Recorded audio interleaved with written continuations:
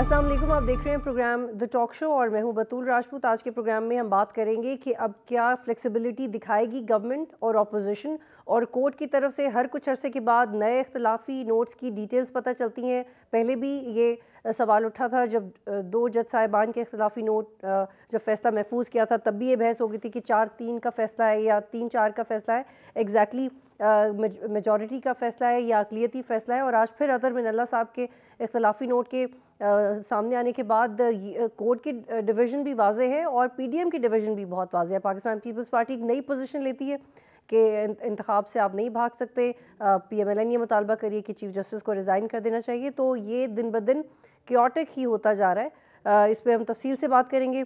Server Bari साहब मेरे साथ मौजूद हैं, पॉलिटिकल और इलेक्शन एक्सपर्ट हैं। मलिक अजमत साहब मुझे पाकिस्तान पीपल्स पार्टी से ज्वाइन करेंगे। गौस नियाजी साहब, सेनेटर गौस नियाजी साहब मेरे साथ मौजूद हैं। बहुत शुक्रिया। सेनेटर साहब, आपसे शुरुआत करना चाहती हूँ। सर, आप लोग नए नए बड़े बड़े मुतालबात कर रहे हैं, लेकिन आप क्लियर नहीं नज़र आते अपनी स्ट्रैटेजी में। आपके इत्तेहादी भी आपके साथ नज़र नहीं आ रहे। जी शुक्रिया मैडम बतूल। बात यह है कि पहले हमेशा सियासतदानों के हवाले से रोज़ाना खबरें चला करती थी, आजकल अदलिया के हवाले से रोज़ाना खबर आ जाती है। और जिस तरह कंट्रोवर्सी जजेस के दरमियान है वो सारे वाज़ेह हो रही है। कल अतर मिनल्ला साहब का एक नोट आया और उसने क्लियर कट कहा कि ये जो फैसला है वो 4-3 से रिजेक्ट हुआ है। उन्होंने फैसले में ये लिख दिया है। तो उस फैसले की इंटरप्रिटेशन तो आप हाजिर सर्विस या सिटिंग जज एक सुप्रीम कोर्ट के वो कर रहे हैं, तो वो पोजीशन ले रहे हैं। आज भी जो है जस्टिस फायरी साहब का भी एक नोट आया रजिस्ट्रार सुप्रीम कोर्ट के मुतालिक। तो इनका सब का हल क्या है? अब मसला ये है कि हम इसलिए रिजाइन का मुतालबा कर रहे हैं कि वो जज साहब कोई मतलब फ्लेक्सिबिलिटी नहीं शो कर रहे। वो किसी इस नज़ाकत को भांप नहीं रहे कि मुल्क के हालात कैसे हैं। इस एक बड़ा इदारा जिस पे पूरी पाकिस्तान की नज़रें होती हैं कि ये जो फैसला करेगा हमें कबूल होगा। तो उनको एक उनके मतलब जो इम्प्रेशन बन गया है कि 2-3 जजेस बैठ के मनपसंद के फैसले कर लेते हैं। और हमारी पार्टी और बाकी सारी पार्टी सियासी पार्टी सब का ये मुतालबा था कि फुल कोर्ट बनना चाहिए। और इस वक्त जो मसाइल है पाकिस्तान के और जो अदलिया में कंट्रोवर्सी है, इसका सब वाहिद हल ये है कि फुल कोर्ट जो है ना वो बेंच बने और ये जो इलेक्शन का मसला है उसमें ये डिस्कस हो और फिर जो उसकी हिदायत हो उस पर सारी पार्टी अमल करेंगी। और ये सारी पार्टियां इस पर एग्री हैं, सारे स्टेक होल्डर इस पर एग्री हैं। तो मेरे ख्याल में चीफ जस्टिस साहब को खुले दिल का मुजाहरा करना चाहिए और बना देना चाहिए, इको से पीछे हटना चाहिए। ठीक पहले है, हम इमरान खान ठीक है। टीम को सेनेटर बोलते साहब हैं। मेरे साथ ही रहिएगा। सरवर बारी साहब, आप इससे एग्री करते हैं कि सारी पीटीएम की जमातें इस बात पे एग्रीड हैं? क्योंकि लगता नहीं है जैसे इंतखाबात को लेके पीपल्स पार्टी ने एक वाज़ेह मौक़िफ़ इख्तियार किया। आने वाले वक्त में शायद फुल कोर्ट के हवाले से भी एक वाज़ेह मौक़िफ़ आ जाए। देखिए, मैं समझता हूँ कि ये कोई मामला बहुत सीधा साधा है कि 90 दिन के अंदर इंतखाबात होने चाहिए असम्बली की रेजोल्यूशन के बाद। ये कुछ जमातें पाकिस्तान के अंदर जो है वो चूंकि उनके हक में नहीं होगा कि अगर आज इलेक्शन होते हैं तो वो बहुत भारी अक्सरियत से हार जाएंगे, क्योंकि अभी तक जितने भी सर्वे हुए हैं उस और जो पीडीएम की अपनी लीडरशिप कहती है कि हमने जो इकोनॉमिक स्टेप्स लिए हैं उसकी वजह से हमारा पॉलिटिकल कैपिटल ख़त्म हो गया है। तो बहुत सारे सर्वे जो हुए हैं हाल ही में, गैलप ने किया है, RIIS ने किया है, हमारी तंजीम ने किया है, वो शो कर रहे हैं कि 70% के लगभग जो वोटर्स हैं अगर वो इलेक्शन होते हैं तो वो पीटीआई को वोट देंगे। और उनको भी मालूम है कि जो जुलाई में लोग जो सूबाई इंतखाबात हुए थे, ज़मीनी इंतखाबात, उसमें बहुत बुरी तरह पीडीएम के जो कैंडिडेट्स हैं उनको शिकस्त हुई थी। तो बुनियादी तौर पर तो मसला बहुत सीधा सा है कि अगर असम्बलियाँ डिज़ाल्व होगी हैं तो 90 दिन के अंदर इंतखाबात हों। और इसमें जो है उसको कंट्रोवर्शियल बनाने के लिए 2-4 है या 4-3 है। असल में तो जो बेंच आखिरी बेंच बना था उसका यूनानिमस डिसीजन है कि 90 दिन के अंदर इंतखाबात होने चाहिए। इलेक्शन कमीशन ने वो शेड्यूल दे दिया है और उसको इलेक्शन कमीशन ने जो सुप्रीम कोर्ट ने शेड्यूल दिया था उसके मुताबिक उसको एडजस्ट लेकिन कर सरवर कर बारी साहब, उसको एक उसको ओपिनियन मैं आपके अमल भी सामने कर दिया। रखना चाह रही हूँ। हालांकि मैं अपने प्रोग्राम में लिटरली एज ए पाकिस्तानी मैंने लिटरली ये एज एन इंडिविजुअल आवाज़ उठाई कि पाकिस्तान को इलेक्शंस की ज़रूरत है, इर्रिस्पेक्ट ऑफ एनी पार्टी की, किस पार्टी की का सियासी बयानी है। लेकिन अगर आप जनरली पाकिस्तान के इशू समझें तो आप ये जान जाएंगे कि इलेक्शंस की कितनी ज़रूरत है। लेकिन at the same time supreme court भी तो डिस्क्रेडिट हुआ है सरवर बारी साहब। अगर हम ये कहें कि इलेक्शन की जरूरत है तो डिस्क्रेडिट नहीं हुआ जी। जी देखिए, ये बहुत ही खौफनाक गेम हो रही है पाकिस्तान में। एक पार्टी जिसके हक में फैसला नहीं है वो उसको डिस्क्रेडिट कर रहा है और कह रहा है कि वो सुप्रीम कोर्ट के जो चीफ जस्टिस हैं वो डिस्क्रेडिट हो गए हैं, उनकी जो नीयत है उस पर शक करना शुरू कर दिए। तो मामला ये है कि जो लोग उनको मुतनाज़ा कर रहे हैं वो खुद ही कह रहे हैं कि जो जज हैं वो मुतनाज़े हो गए, इसलिए फुल कोर्ट बनाना चाहिए। ये तो कभी नहीं हुआ। भुट्टो साहब की फांसी के ऊपर भी पीपल्स पार्टी ने जुडिशरी को इतना कंट्रोवर्शियल नहीं किया था जितना पीडीएम ने आज किया है। और मैं नहीं समझता हूँ कि जो जो अदारे हैं उनके अंदर जो है लेकिन तफरीक सर डालनी बारी साहब, चाहिए सॉरी टू कट और यू इनकरेज करना सर, आई चाहिए एम जो sorry to cut you, disagreement है लेकिन उसके उसको। बाद जस्टिस मुनीर साहब ने खुद ही अपने आप को डिस्क्रेडिट कर दिया था, अगर उस वक्त पीपल्स पार्टी ने नहीं किया था तो। जस्टिस मुनीर साहब अब नहीं कोई बनना चाहता। हम्म, चीफ जस्टिस साहब जस्टिस मुनीर नहीं बनना चाहते और चंद पार्टियों को वो सूट नहीं कर रहा। इसलिए अफसोस की बात है कि चूंकि उनको पता है कि अगर इलेक्शन हुए तो वो हार जाएंगे, इसलिए हर चीज़ को पाकिस्तान में कंट्रोवर्शियल कर दें, अदालतों को भी करें। और जिस तरह की ज़बान चीफ जस्टिस के बारे में बोली जा रही है वो बड़ी काबिले मजम्मत है। मैं समझता हूँ कि ये पाकिस्तान को एक ऐसे दोराहे पे लाके खड़ा कर दिया है कुछ पार्टियों ने अपने मफादात के लिए। अगर ये इलेक्शन करवा दें, हार भी जाएं, तो एक अक्सरियत तो उनके पास होगी ना कहीं होगी, कहीं ना कहीं उनकी जमात हुकूमत बनाएगी, अपोजिशन में बैठेंगे तो एक सिस्टम तो चलेगा। लेकिन ये कहना कि चूंकि करारदादें पास कराई जाएं और करारदादें जो हैं वो कहा जाए कि हमें एतमाद नहीं है, तो मैं समझता हूँ कि कुछ अजीब चीजें हो रही हैं जिसके बारे में हम सिविल सोसाइटी को और बहुत सारे पीपल्स पार्टी के अपने नामी ग्रामी ठीक है। काबिल एहतराम सेनेटर जो साहब, वकला हैं, सेनेटर साहब को शामिल एजाज करते आसिफ हैं। साहब, लतीफ खोसर साहब, मुस्तफ़ा नवाज खोखर हैं, जी सलमान अकरम राजा हैं, ये बड़ी भारी आवाज़ें हैं, काबिल सतैश लोग हैं और उनकी जो इंडिपेंडेंट है उनकी क्रेडिबिलिटी को पर कोई शक नहीं किया जा सकता। वो भी ये कह रहे हैं कि 90 दिन के अंदर इंतखाबात होने चाहिए और ये बेंच का फैसला बिल्कुल सही है। ये ठीक है, बात सही है ठीक है। कि वो कहते हैं कि जी फुल बेंच होना चाहिए था, वो तो पुरानी बात होगी। अब तो फैसला आ चुका है, इलेक्शन की डेट लग चुकी है, लोगों ने कागजात नामजदगी जमा करा दिए, उन्होंने अपनी फीसें भी जमा करा दी हैं। तो अब ये सारा स्क्रूटनी का अमल जारी है, तो एक दफ़ा फिर उस अमल को सैबोटाज करना पाकिस्तान के लिए बहुत नुकसानदेह होगा। जी जी, सेनेटर गौस साहब, आप क्यों ये मुतालबा कर रहे हैं कि चीफ जस्टिस रिज़ाइन कर दें? आप लोगों की तरफ से इस बड़कपन का मुजाहरा क्यों नहीं किया जा रहा कि एक फ़ैसला आ गया उसको मान लेते हैं और जो जुडिशल रिफॉर्म्स आप लाए हैं वो आपका हक है कि आप ला सकें, लेकिन उसकी इम्प्लीमेंटेशन और उसकी टाइमिंग को लेकर सवाल उठ रहा है, वो आप आने वाले वक्त में इसको एक एवोल्यूशन के प्रोसेस का हिस्सा बना दें, बजाय कि ये तासुर जाए कि इसको आप अपनी ज़रूरत, सियासी ज़रूरत के तहत कर रहे हैं। देखिए जी, जो हमने कानून पास कराया उस पे पाकिस्तान की चारों सूबों की बास के प्रेसिडेंट और 5वें इस्लामाबाद के बाद के प्रेसिडेंट उन्होंने मुतफिक तौर मुतालबा किया कि इस कानून को होना चाहिए। और जिसे अगर इतराज़ भी किया है तो वो कह रहे हैं कि जी, इवन के हामिद खान साहब जो PTI के रहनुमा हैं, उन्होंने कहा कि जी बिल्कुल ये ठीक कानून पास हुआ है, लेकिन थोड़ा टाइमिंग का मसला इसमें है। तो मतलब इस कानून को पास कराने में किसी ने कोई इतराज़ नहीं किया।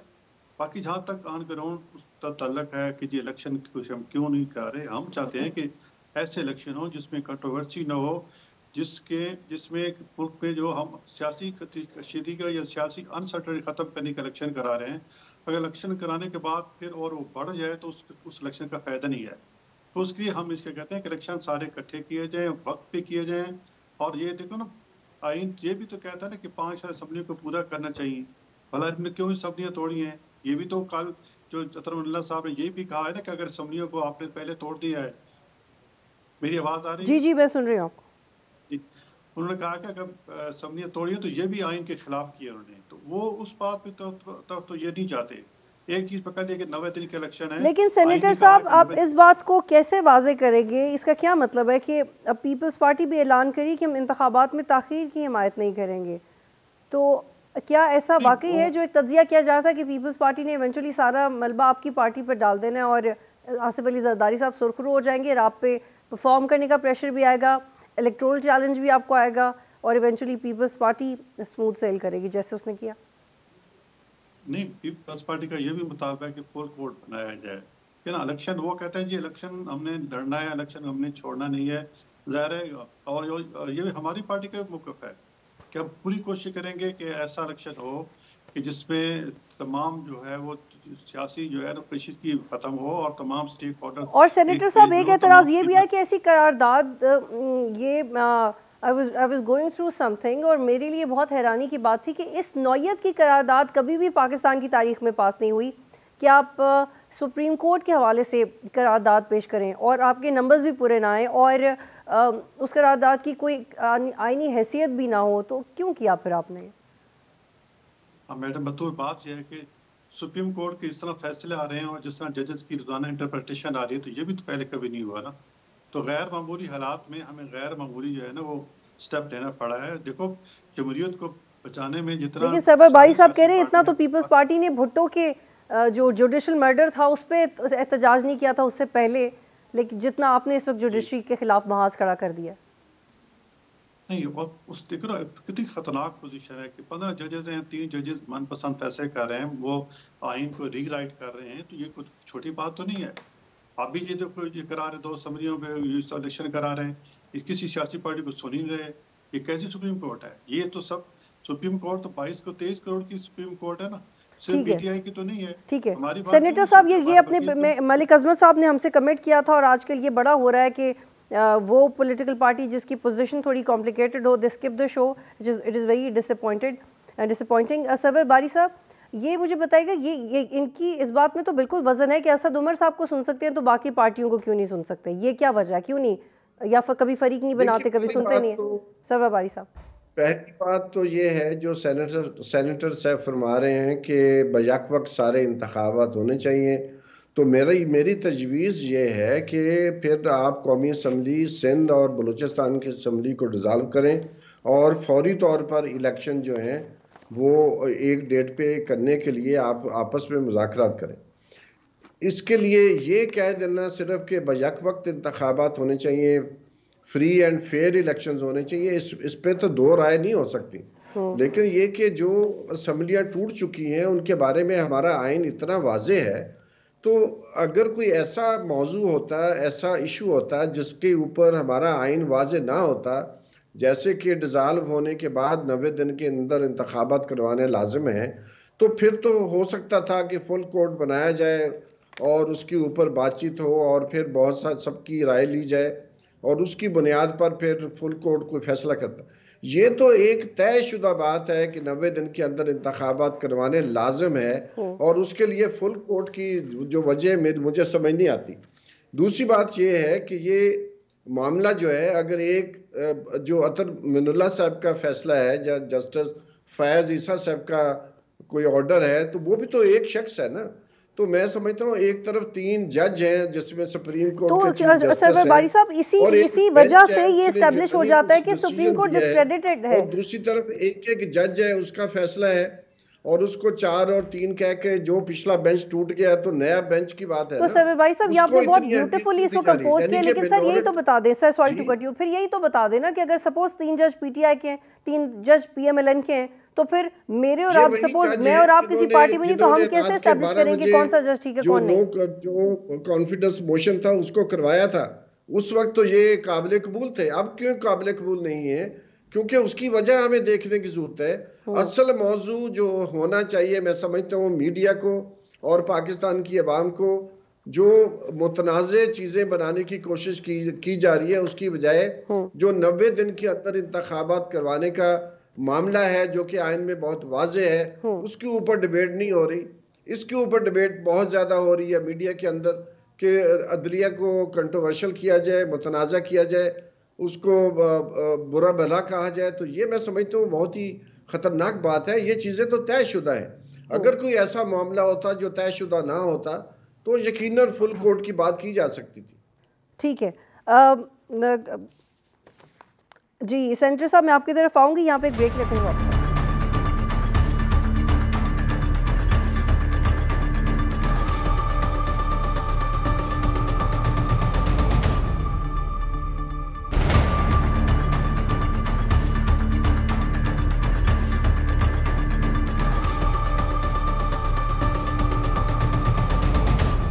प्रोग्राम में खुश आमदीद। सेनेटर साहब, मुझे ये बताइएगा कि ये चीफ जस्टिस के इख्तियारात के हवाले से जो बिल है वो सदर साहब ने वापस भेज दिया है और उन्होंने ये कह के वापस भेजा है कि आइन कोई आम कानून नहीं बल्कि बुनियादी असूलों, आला कवानीन और दीगर कवानीन से बालातर कानून का मुजस्मा है। आर्टिकल 191 सुप्रीम कोर्ट को अदालती कार्रवाई और तरीक़ाकार रेगुलेट करने के लिए कानून बनाने का इख्तियार देता है, सुप्रीम कोर्ट को देता है।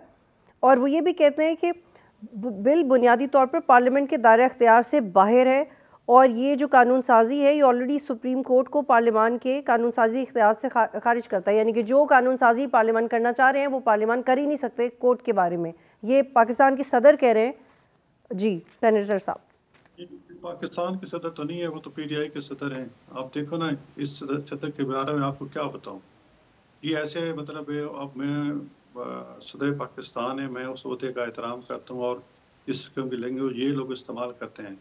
आप देखो, ये वो सदर है जो शहबाज शरीफ साहब वज़ीर आज़म बने तो इन्होंने उनका हलफ लेने से इनकार कर दिया, हालांकि जमहूरी तरीके से, और फिर एतमाद कामयाब हुई और फिर दोबारा ये वज़ीर आज़म बने। उन्होंने अवान से एतमाद का वोट लिया और फिर कहा कि बीमारी का बहाना मारी और 2 दिन तो आप इन्हें इम्पीच कर देते। ये वैसे एक और डिबेट है, लेकिन सेनेटर साहब आप इम्पीच कर देते, आपने भी तो नहीं किया। नहीं, मुझे याद है आसिफ अली जरदारी साहब ने इस सवाल का जवाब ये दिया था कि अगर जरूरत पड़ी तो कर देंगे, तो जरूरत तो बहुत दफा पड़ चुकी है आप लोगों को। मैडम बतूल बात यह है कि हमने इस जमहूरी सिस्टम को बरकरार रखना है, हम एकदम पीछे हटते हैं। हम चाहते हैं कि ये सिस्टम चलता रहे, ये ना हो कि खुदा न खास्ता जमहूरियत की बसात ही लपेट दी जाए। तो जब ये लोग PTI वाले जब हुकूमत में थे तब भी हमने इस जिम्मेदारी का मुजाहरा किया और अब हम हुकूमत में तब भी हम कर रहे हैं, वरना इन्होंने तो आइन के साथ और मुल्क के साथ जो खिलवाड़ किया PTI के साथ, PTI नहीं, वो तो सारा आपके सामने। अभी मेरे भाई ये कह रहे थे कि जी ये जो नून वाले कहते हैं कि इलेक्शन, तो ये कौमी असम्बली और वो जो है 2 सूबाई असम्बली बलूचिस्तान तोड़ दें और इलेक्शन कराने। मुझे तो बड़ी इनकी बात बड़ी मजा का खेज रखी है, मतलब कोई अकल की बात है। एक आपने अपने कालक मुंह पे मदिया है। और फवाद चौधरी कल भी कह रहा था कि जी हमें बड़ा अफसोस है कि हमारे जो 2 असम्बली तोड़ी हैं ये गलती है, यानी कि अपना मुंह काला किया और कहते हैं कि वो काला आप ही अपने मुंह बन लें। तो बड़े अजीब से बात की लोग करते हैं, कोई मंतक की बात होती नहीं। एक चीज पे जी 90 दिन बिल्कुल 90 दिन है, लेकिन 90 दिन के अलावा ये तो नहीं खुदा न खास्ता तो कोई सजा है। आइन में ये भी लिखा है कि उसके लिए जो सेंसस हो जाए, नया सेंसस हो जाए तो उसके मुताबिक इलेक्शन किया जाए, ये भी सेंसस किया है। और देखो माजी में देखो ना, बाद ऐसी अनहोनी वाक़यात हो जाते हैं। असल बेनज़ीर साहिबा की शहादत हो गई। तो सर सेंसस भी तो आप नहीं करवानी है ना, वो भी आप नहीं करवाना। सेंसस मुकम्मल, सेंसस तो 2/3 से ज्यादा मुकम्मल हो चुका है। ये यकम पर ये 8 तकरीबन 8 सेंसस मुकम्मल हो चुका है, उसके मुताबिक हल्का बंदी होगी और सारे इलेक्शन होंगे। अब ये कैसे हो सकता है कि 2 असम्बलियां पुराने सेंसस पे हो। देखो अब ये सेंसस होगा, नई हल्का बंदी होगी। पंजाब से जो कई सीटें हैं, पंजाब ने कई सीटें लूज की थी पिछले 17 की मरतमशुमारी के मुताबिक। हो सकता है नई मरतमशुमारी वो सीटें हमारी वापस आ जाएं, तो ये बहुत से कॉम्प्लिकेटेड मसला है हमें आई। और ये नए सेंसस के मुताबिक इलेक्शन का जो है ये इमरान खान साहब खुद इसी की मीटिंग में ये तय कर गए थे कि नए डिजिटल सेंसस होगी, उसके बाद इलेक्शन होगी। जी सर, भाई साहब ये जो डिजिटल सेंसस, जी सर जो डिजिटल सेंसस हो रहा है, आपको लगता है कि ये देर से शुरू हुई है लेकिन एटलीस्ट शुरू हो गई है और ये एक सही जवाब है जो गवर्नमेंट पेश कर रही है? मेरा ज़ाती ये है कि जो सेंसस हो रहा है उसके बारे में अभी से जो PDM की कोलिशन पार्टनर है MKM, उसके बारे में अपने तहफ़्फ़ुज़ात का इज़हार कर चुकी है। पाकिस्तान पीपल्स पार्टी भी उसके बारे में बहुत ज़्यादा जो है वो खुश नहीं है। पहली बात तो ये। दूसरी बात ये कि एक सेंसस हुआ था 1998 में, उसके बाद दूसरा सेंसस हुआ 2017 में जाके। तो उसके दरमियान कितने इंतखाबात पाकिस्तान में हुए, ये बात जहन में रखनी चाहिए। अभी 2017 का सेंसस हुआ और अभी 2022-23 में एक दूसरा सेंसस हो रहा है। तो मैं समझता हूँ कि ये कहीं आइन कानून में नहीं दर्ज कि हर इलेक्शन जो है वो नए सेंसस की बुनियाद पर होगा। 5 साल हो गए हैं, तो पहले 19 साल के बाद एक सेंसस होता है, अभी 5 साल के बाद होता है। लेकिन सरवर साहब अगर उसमें इरेगुलरिटीज आए तो उसको कैसे एड्रेस करेंगे फिर? जी, इरेगुलरिटीज हो तो उसको कैसे एड्रेस करेंगे फिर? कौन सी इरेगुलरिटीज? जैसे कि सेनेटर साहब भी एतराज़ कर रहे हैं कि जैसे हल्कों के नंबरिंग में या उसके साइज में हल्के चेंज तो 266 कर दिए गए हैं। पंजाब की सीटें कम हुई हैं। अब ये मामला ये है कि आइन में लिखा है, वो खुद भी मान रहे हैं सेनेटर साहब, कि 90 दिन के अंदर इंतखाबात का होना लाजिम है। और बेनज़ीर साहबा की शहादत के बाद सिर्फ 1 माह के लिए इलेक्शन आगे गए थे, और अभी भी जो 14 मई की डेट है और जो असम्बली डिज़ाल्व हुई थी उसमें 90 दिन से ज़्यादा हो जाएंगे। तो अभी भी कोई इतनी रिजिड बात नहीं है, अभी भी फ्लेक्सिबिलिटी है। पाकिस्तान के सुप्रीम कोर्ट के चीफ जस्टिस और उनके साथ 2 सीनियर जज बैठ के फैसला दे रहे हैं जो आइन के ऐन मुताबिक है। ठीक है सर साहब, आपका इस पे सेंसस पे जवाब आ गया, लेकिन जी आपका सेंसस पे I got your point sir. ये एक और मैं आपसे बात जानना चाह रही हूँ कि ये जो सदर के इख्तियारात के हवाले से बात की और उन्होंने जो इसको रिजेक्ट कर दिया है, पार्लियामान को वापस भेज दिया, ये कह के कि पार्लियामान इसके बारे में कानून साजी कर ही नहीं सकती, खारिज कर दिया पार्लियामान के इख्तियार से। देखिए, कुछ चीज़ें हैं जो एक्ट है, एक्ट तो पार्लियामेंट जो है वो पास कर सकती है। सेनेटर साहब को मेरे से ज़्यादा मालूम होगा कि सिंपल मेजॉरिटी के साथ जो हमारी पार्लियामेंट है वो कोई भी एक्ट बना सकती है, उस एक्ट में तब्दीली कर सकती है। लेकिन पाकिस्तान के आइन में किसी किस्म का एक कॉमा भी अगर ख़त्म करना हो, नया कॉमा लगाना हो, तो उसके लिए 2/3 मेजॉरिटी की ज़रूरत है। तो इसलिए एक तो ये बात ये है कि जो किया है ये प्रोसीजरल चीज़ें हैं, वो कानून का हिस्सा है। अगर सदर साहब नहीं साइन कर रहे तो उसका एक रास्ता का आइन में दिया गया है कि वो वापस चला जाएगा और वो कानून बन जाएगा। इसमें तो कोई ऐसी उसको कंट्रोवर्सी नहीं होनी चाहिए, क्योंकि वो एक एक्ट है। लेकिन जो 184(3) की बात है, उसमें कोई तब्दीली पाकिस्तान की पार्लियामेंट नहीं कर सकती जब तक कि 2/3 अक्सरियत उसको एंडोर्स ना करे। तो बहुत सारी चीजें हैं जिनके बारे में जानबूझकर कंफ्यूजन क्रिएट किया जा रहा है, जानबूझकर एक कंट्रोवर्सी क्रिएट की जा रही है ताकि कुछ लोगों को उसका फायदा हो सके। आप ये एस्टैब्लिश करने की कोशिश करें कि इवेंचुअली ये मटेरियलाइज हो जाएगा, ये बिल, और ये इवेंचुअली एक्शन में भी आ जाएगा। बिल हो जाएगा, लेकिन जो 184(3) का कानून है, आइन है, वो चेंज नहीं हो सकता जब तक कि 2/3 अक्सरियत उसको पास नहीं करेगी। और मेरा अपना ख्याल है कि इस वक्त सियासी जमातों को इकट्ठे बैठना चाहिए, वो बहुत ज़रूरी बात है। और जहाँ तक ये बात है कि जी अक्टूबर तक क्यों इंतज़ार करें, पाकिस्तान का मेल्ट डाउन हो गया है, पाकिस्तान डिफॉल्ट के किनारे पर खड़ा है और बज़िद हैं हमारे कुछ सियासतदान के नहीं, हमने पाकिस्तान का बेड़ा गर्क कर देना है। सर साहब आप काइंडली मेरे साथ ही रुकिएगा, मेरे साथ ही रुकिएगा सर। नहीं करने, मैं सिर्फ पाकिस्तान मुस्लिम लीग नवाज की बात नहीं कर रहा हूँ, मैं पीटीआई की भी बात कर रहा हूँ। जी जी, यहाँ पे एक ब्रेक लेते हैं और ब्रेक के बाद अखुनज़ादा चट्टान साहब मुझे ज्वाइन करेंगे। एक ब्रेक लेते हैं।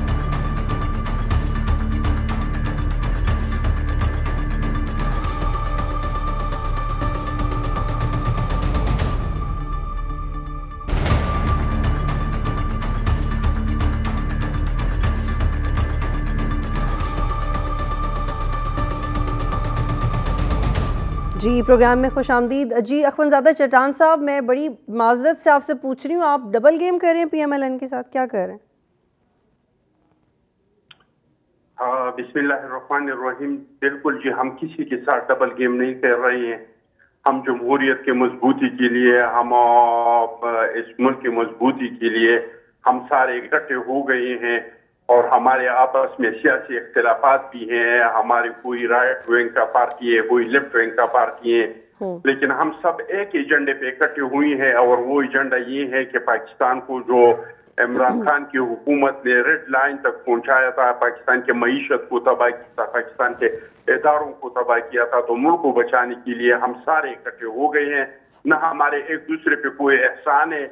और लेकिन लग नहीं रहा ना, इकट्ठे आप हो जरूर गए थे, लेकिन चट्टान साहब मेरे सवाल काइंडली सुन लीजिएगा, लग नहीं रहा ना। कल लतीफ़ खोसा साहब मेरे प्रोग्राम में थे, उन्होंने तो एक वाज़ेह पोजीशन ली, उन्होंने कहा ये आइन का ख्याल नहीं करे और हम बिल्कुल इनके साथ नहीं। मैं उनकी बात का मफहूम बता रही हूँ। On the other hand Farooq Naek साहब कहते हैं this is not the right time to speak on it, और आप कह रहे हैं कि हम सब इकट्ठे हैं। मतलब हो क्या रहा है, हर बंदा अलग अलग बात कर रहा है। देखिए जी, लतीफ़ोसा साहब अपने ज़ाती हैसियत में कुछ भी कह सकते हैं, लेकिन पाकिस्तान पीपल्स पार्टी का चेयरमैन जो है वो बिलावल भुट्टो साहब है। और कल रात हमारे 4 बजे कोर कमेटी का मीटिंग शुरू हुआ था और रात 10:30 बजे हमारा मीटिंग खत्म हुआ। और इसका इलामिया जो है वो जारी हो चुका है और इस पे सारी दुनिया ने देख लिया है कि हमारे चेयरमैन का मौक़िफ़ क्या है। अब एतजाज़ हसन साहब ने क्या कहा या लतीफ़ोसा साहब ने क्या कहा, वो लेकिन उन्होंने यही कहा कि इंतखाबात में ताख़ीर की हिमायत नहीं करेंगे। गवर्नमेंट कह रही है चीफ जस्टिस रिजाइन करें। आपके अलग अलग सियासी मौक़िफ़ हैं, अलग अलग सियासी महाज़ है इस वक्त। नहीं जी, हमारा जो मौक़िफ़ है हमारा वही मौक़िफ़ है जो हमारी चेयरमैन भुट्टो साहब का मौक़िफ़ है। जी एग्जैक्टली, लेकिन आपका PMLN से मौक़िफ़ अलग है, PDM में दोनों जमातों का मौक़िफ़ एक नहीं है, ये मैं कह रही हूँ।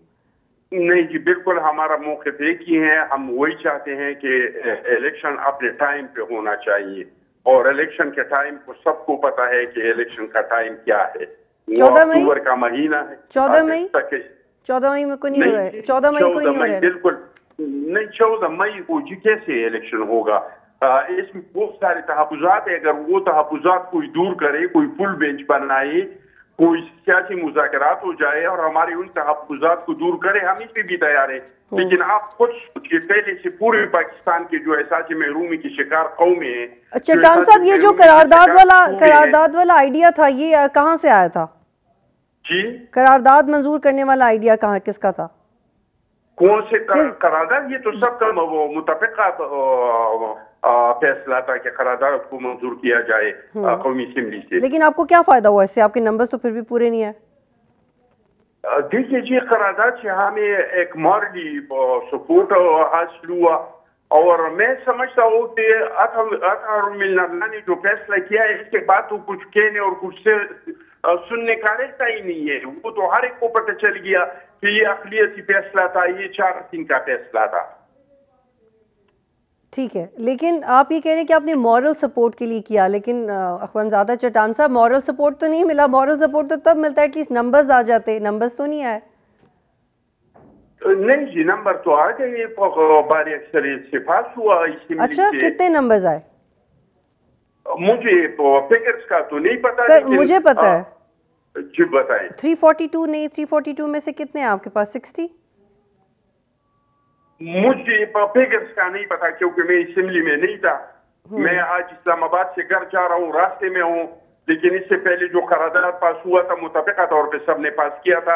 1-2 मेंबर ने इसका मुखालफत किया था। वही एक मेंबर जो अभी PTI से बना है और असेंबली में आया। ठीक है चट्टान साहब, आप मेरे साथ ही रहिएगा। जी सेनेटर साहब, चट्टान साहब से मैंने थोड़ा मुफस्सिल बात इसलिए की क्योंकि वो थोड़ा देर से मैं ज्वाइन कर सके। अब आप मुझे बताइएगा कि वो तो कह रहे हैं कि आप लोग इकट्ठे हैं, लेकिन इसकी यकीन दहानी आवाम को और मीडिया को भी तब होगी जब आप लोग कोई वाज़ेह स्ट्रैटेजी देंगे। सिर्फ ये कह देना कि हम इंतखाबात की ताख़ीर के हक़ में नहीं है या हम वक्त पे करवाएंगे, ये इंतखाबात के हवाले से कोई वाज़ेह बात नहीं है।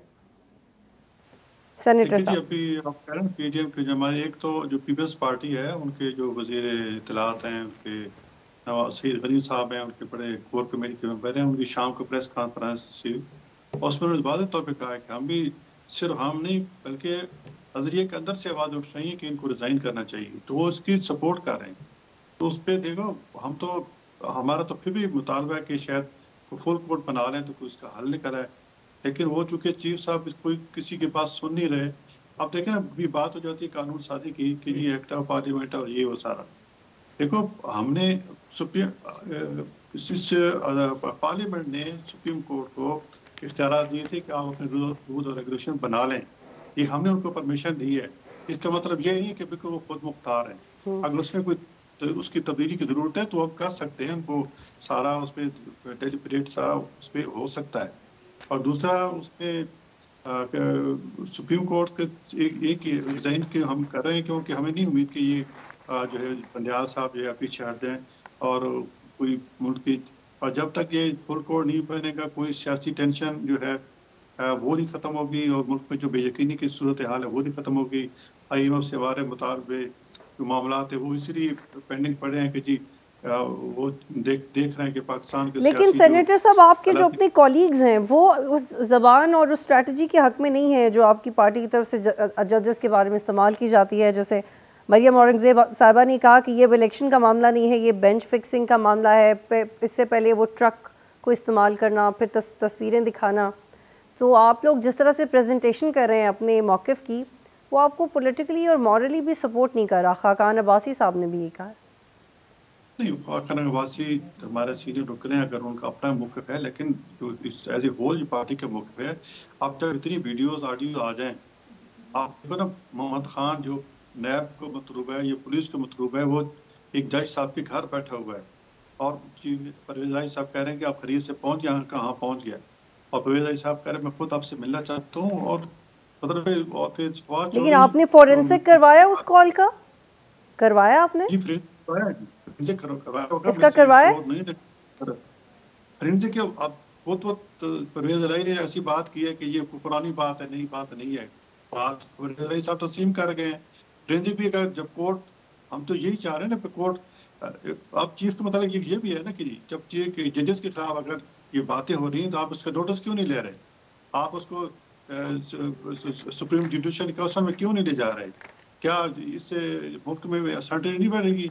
अदलिया की वक़ार पे क्या कमी नहीं आएगी? अदलिया के वक़ार पे सवाल नहीं उठेंगे? और सिर्फ इलेक्शन का मसला नहीं, और बहुत से मसले हैं जिसकी वजह से हम जो मुतालबा कर रहे हैं कि चीफ साहब जो है वो रिजाइन दें और इज्जत से घर जाएं। हम इसलिए कर रहे हैं क्योंकि वो कोई बात अपने जजेस को भी बचा रहे हैं, अपने आप को भी बचा रहे हैं और अपनी मनमानी कर रहे हैं।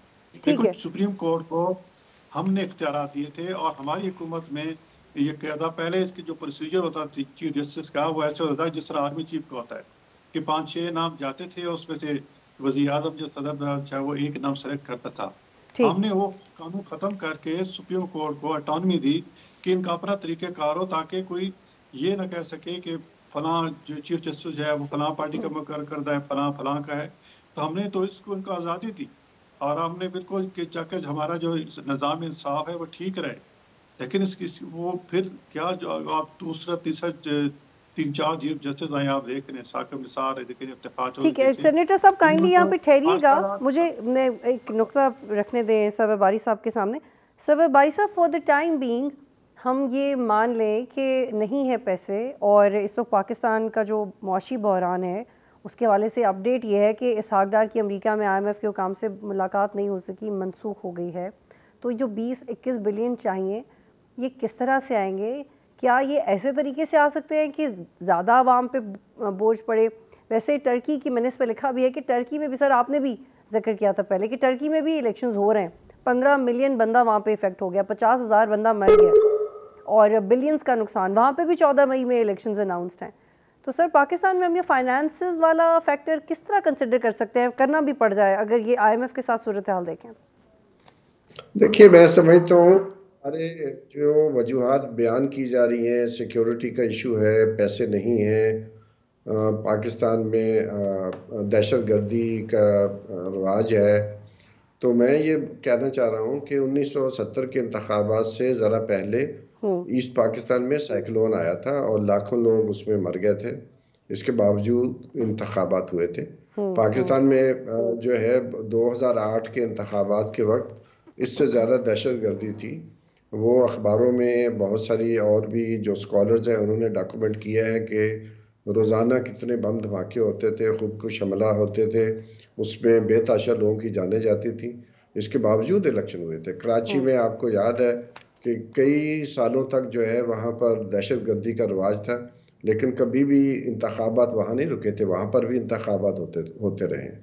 जहाँ तक 20-21 बिलियन रुपयों की बात है, तो ये कोई बहुत बड़ी अमाउंट नहीं है हुकूमत पाकिस्तान के लिए। ये एक बस समझे कि ऊँट के मुंह में जीरे वाली बात है, जहाँ पर वो अरबों रुपए खर्च कर रहे हैं लैपटॉप स्कीमों के ऊपर और बहुत सारे ऐसे प्रोजेक्ट जो इनिशिएट कर रहे हैं। कल के अखबारात आप देख लें, जिनकी हमें फौरी तौर पर ज़रूरत नहीं है। ये आइनी और कानूनी जिम्मेदारी है पाकिस्तान की रियासत की कि वो शहरियों से के ज़रिए जो इलेक्टेड नुमाइंदे हैं उनके ज़रिए हुकूमत करें।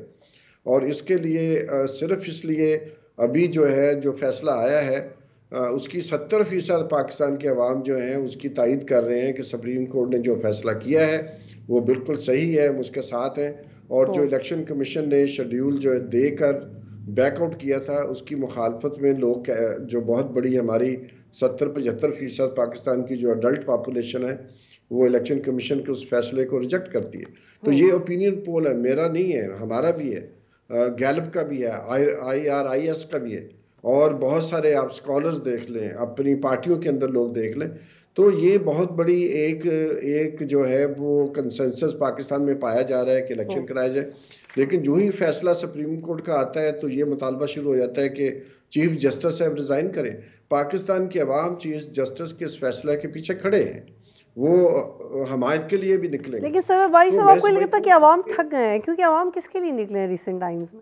सीरियसली अवाम एक दो जलसों में शायद आ गए कहेगा तो निकलेगी, लेकिन ये जो ओपिनियन पोल आ रहे हैं, आप सारे अखबारों के एडिटोरियल पढ़ें पिछले एक हफ्ते के, डॉन को देख लें, एक्सप्रेस ट्रिब्यून है, न्यूज़ है, नेशन है, पाकिस्तान ऑब्जर्वर है, पाकिस्तान की उर्दू अखबारात के एडिटोरियल का मैंने खुद तजिया किया जी। तकरीबन हर अखबार के एडिटोरियल में बार बार लिखा जा रहा है कि फौरी तौर पर इलेक्शन होने चाहिए। जी ये बिल्कुल, फैसला आ गया है, I totally agree with you on this point. हुकूमत पाकिस्तान की जिम्मेदारी है। जी बिल्कुल, एडिटोरियल्स में लिखा जा रहा है। खुनजादा चट्टान साहब, इस बारे में अपनी राय दीजिएगा। आप लोग क्या आपस में बात करते हैं?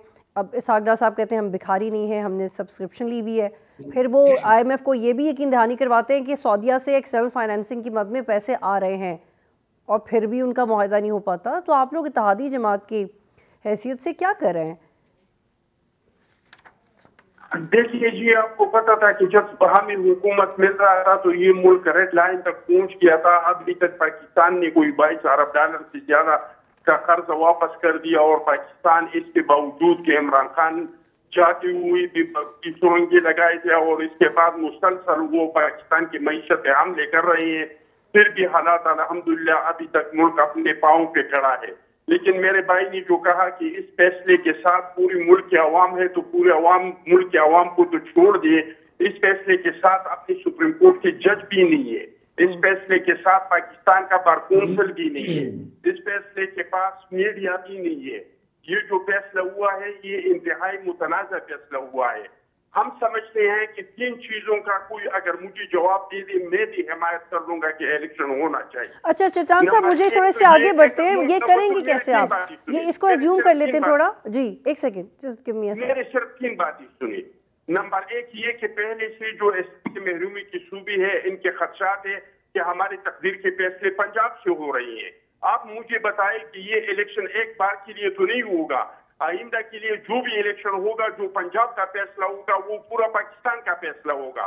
दूसरा ये कि ये सेंसस हो रही है, ये किस तरह हो सकते हैं कि जो सूबों में तो आप इलेक्शन करें पुरानी सेंसस 2017 के सेंसस से, और दूसरे सूबों में इलेक्शन होगा नई सेंसस से, इसके हल्के भी बढ़ेंगे, इसके मखसूस नशिस्तें भी। अच्छा चट्टान साहब, थोड़ा सा आगे बढ़ते हैं, मुझे वाइंड अप की तरफ जाने। प्लीज मुझे ये बताइएगा कि आपने ये पोजीशन तो इख्तियार कर ली है कि सारे मुल्क में एक दिन ही इलेक्शंस होने चाहिए, लेकिन अगर ऐसा ना हुआ तो क्या फिर आप ये इस कोर्ट के रास्ते में तो नहीं आएंगे, इसके अमल दरामद के, जैसे कि हुकूमत आना चाह रही है, PMLN आना चाह रही है? देखिए, चीज पे अमल दरामद हो ही नहीं सकता है। ये जो फैसला हुआ है, अगर इस फैसले के तहत इलेक्शन हो गई तो फिर तो इस मुल्क इस तरह बहरान में चला जाएगा कि इससे निकालना फिर बहुत मुश्किल होगा, और इसको तो हम फैसला ही नहीं मानते हैं। ये तो 4-3 से मुस्तरदशुदा फैसला है, तो इसका तो हम साथ नहीं दे सकते हैं। हाँ, अगर कोर्ट बने और वो फैसला करे तो फिर हमें कबील ठीक है। मुझे सेनेटर साहब, इनफैक्ट मुझे शॉर्टली कमेंट्स चाहिए। सर वारी साहब, जस्ट ऐड वन लाइनर कि सर मुझे बताइएगा कि अभी आप देख रहे हैं कि 14 मई को इलेक्शंस हो जाएंगे? फ्रैंकली बिल्कुल जी, 14 मई को इंतखाबात हो जाएंगे, मुझे पूरा यकीन है, और हम सुप्रीम कोर्ट के इसके फैसले के पीछे खड़े हैं। पाकिस्तान की सिविल सोसाइटी, पाकिस्तान के अवाम चाहते हैं कि ये इंतखाबात हो, और पैसे भी इजीली मिल जाएंगे इलेक्शन कमीशन को, कैफियत खत्म हो, और पैसे भी मिल जाएंगे सर। बिल्कुल मिल जाएंगे, पैसे भी मिलेंगे। ठीक है जी, होपफुली अभी देखना है कि 14 मई को इलेक्शंस होंगे या नहीं। गवर्नमेंट का मौक़िफ़ है कि ये पॉसिबल ही है, दूसरी आवाज़ें कहती हैं कि इलेक्शंस हो जाएंगे, लेकिन जब तक प्रोसेस स्मूथ नहीं होगा, पैसे उतने नहीं मिलेंगे इलेक्शन कमीशन को। इतनी बड़ी एक्सरसाइज के लिए सिक्योरिटी की यकीन दहानी कैसे करवाई जा सकती है, देखेंगे आने वाले दिनों में। प्रोग्राम देखते रहिए।